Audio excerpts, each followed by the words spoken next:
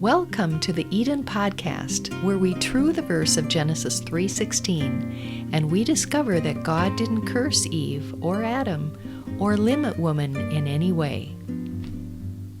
This is Think Again Thursday, and I'm Bruce C.E. Fleming.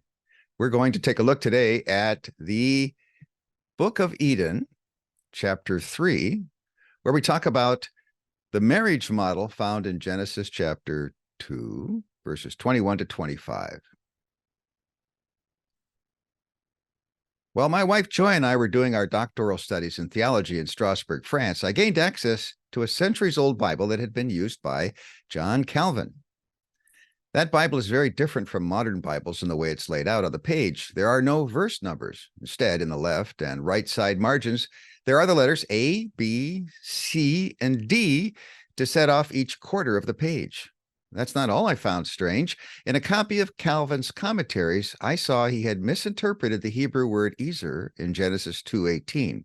That means partner. How could he have done that?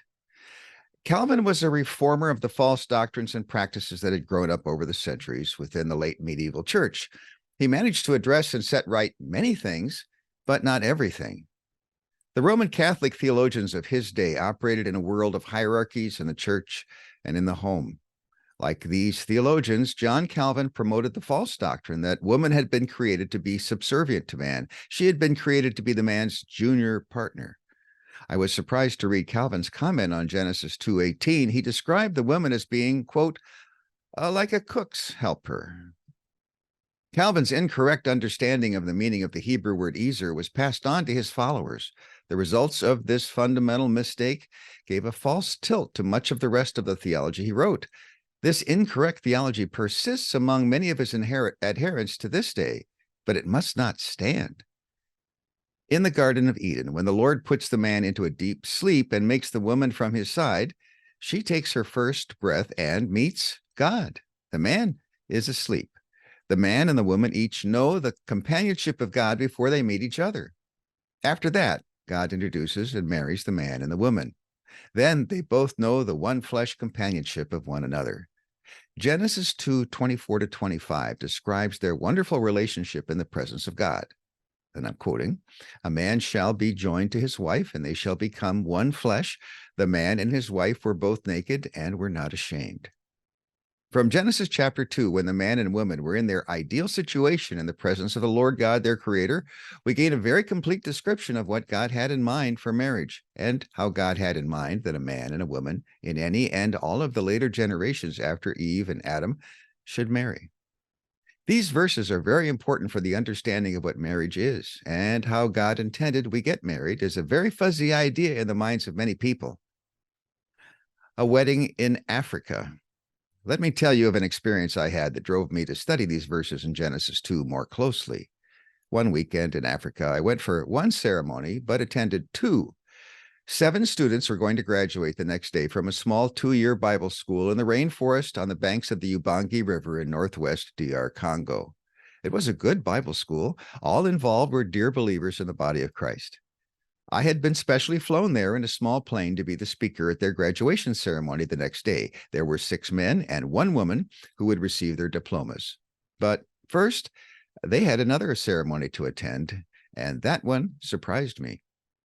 Not long after we landed in the late afternoon, the pilot and I were invited to walk up to the local church that doubled as a chapel building to attend a wedding ceremony.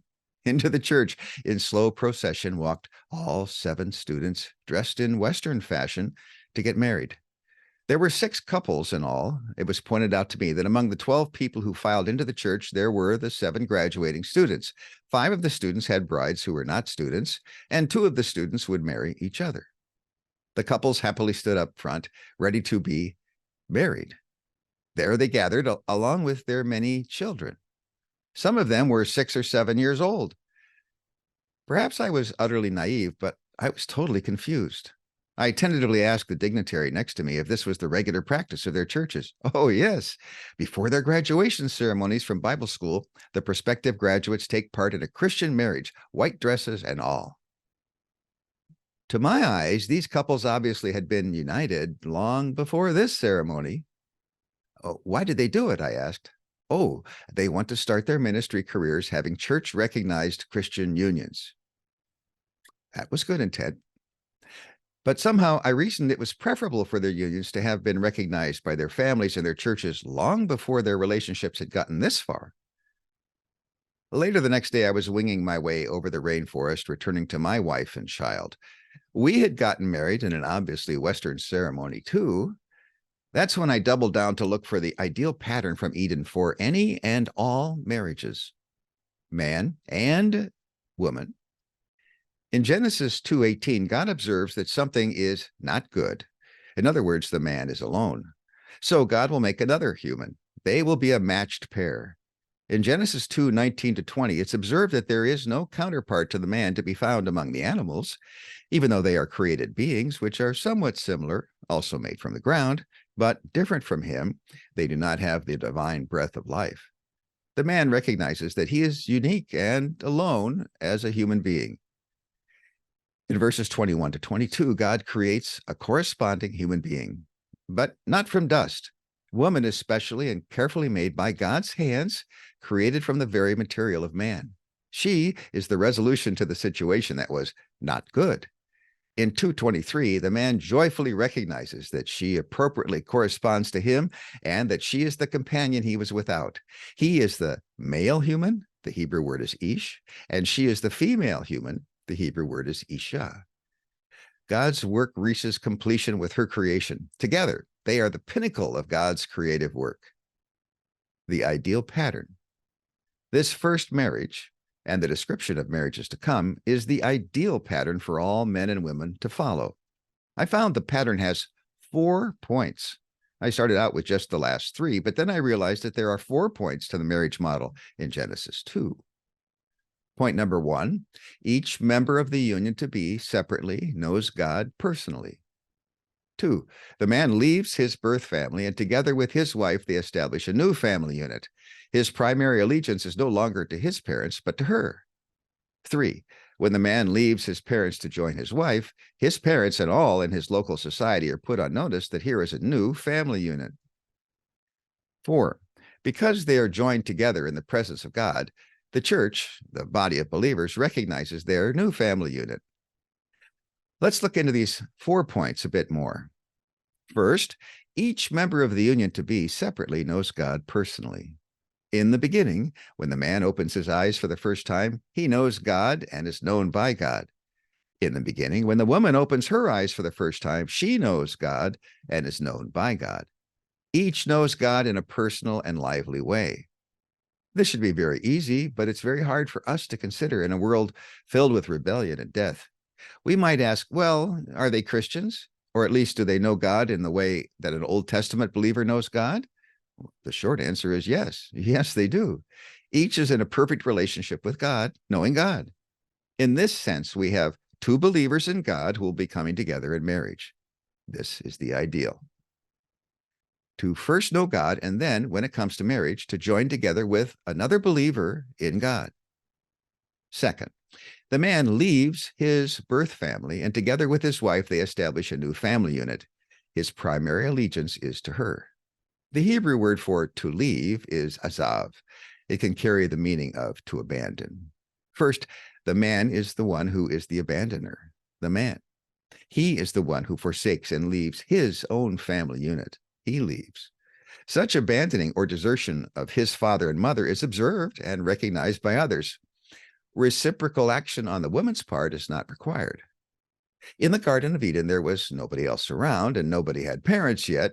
Verse 2:24 is referring to everybody else after the first man and woman who had no parents. The man's marriage is to be a public affair. His family and the rest of society with them all know that the man is leaving his parents. In cultures around the world, when there's a moment when all recognize that here is the beginning of the new life of a new family unit, they are following the example set down in Genesis 2. When such a beginning is not clearly established, when an intimate relationship is started between a man and a woman without a publicly recognized launching point, people are not following the ideal pattern from Eden. I encountered this as a practical issue where I'll call them trial marriages were practiced. A new family unit was not publicly acknowledged, for example, until a first child was produced, or perhaps until 2 or 3 had been born and had survived early childhood. This is not the pattern from Eden. What if there never is a child produced? What is their relationship then? Churches lived in confusion.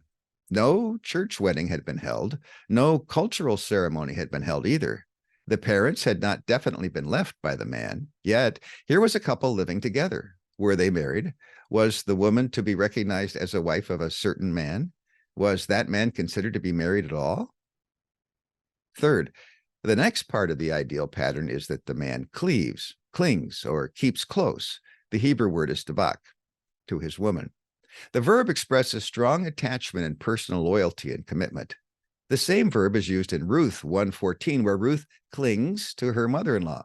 Not wanting to part, Ruth adopts the people of Israel, her mother-in-law's people, as her own. Here, the man's devotion, affection, and allegiance changes from 2 parents to 1 woman. He becomes loyal to her above all others. The expression, his woman, is not to imply possession or ownership, but rather expresses the exclusivity of the marriage commitment. The loyalty and strong emotional attachment of marriage are designed exclusively for 1 man and 1 woman. Fourth, the final part of the pattern involves both the man and the woman who in concert become 1 flesh. Physical union consummates the marriage.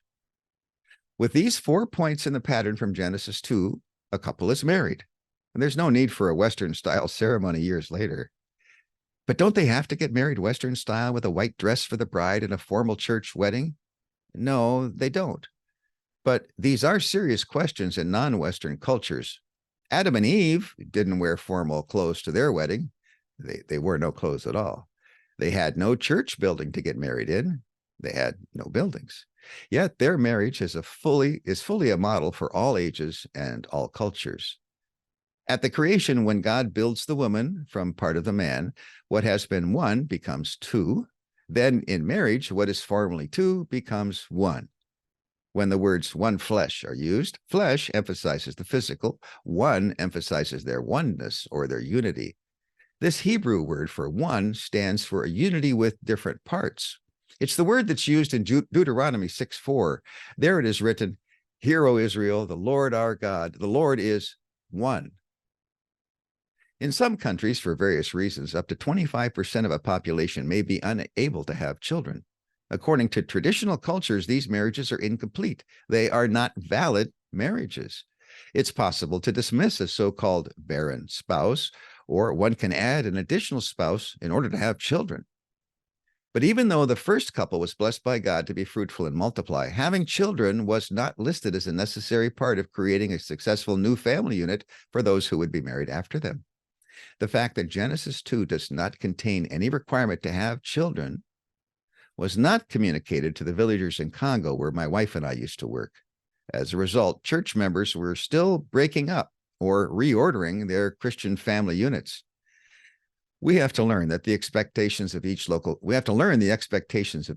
culture and point out what the Bible requires and does not require of us in a Christian home.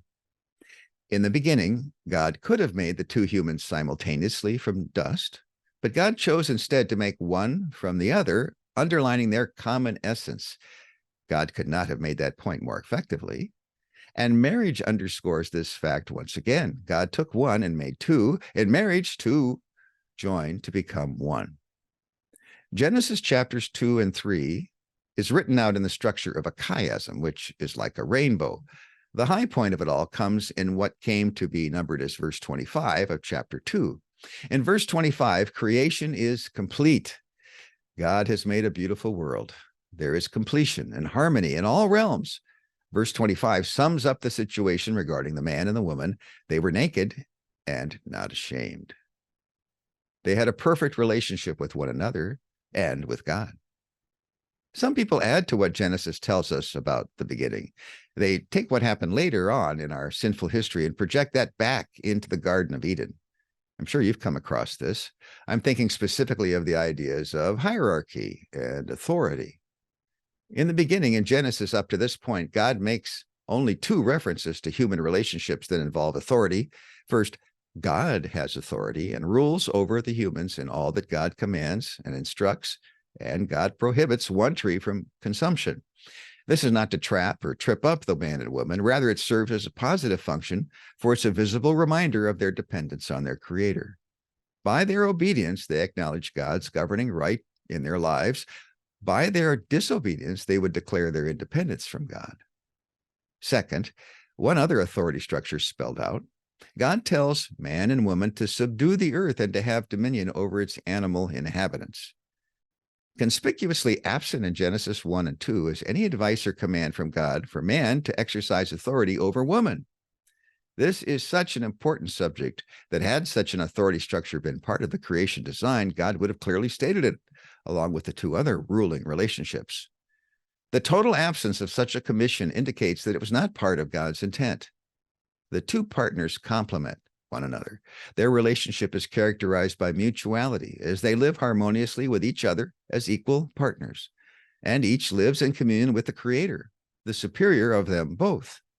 Only God was in authority over Adam and Eve. Neither of them had the right to usurp God's rulership rights over either of them. Any teaching that inserts an authority structure between Adam and Eve and God's creation design is to be firmly rejected, since it's not founded on the biblical text. Tru316 Foundation is the home of the Eden Podcast. Join us for $3.16 a month or more. Let's true the verses on the key passages on women and men. Go to tru316.com/partner.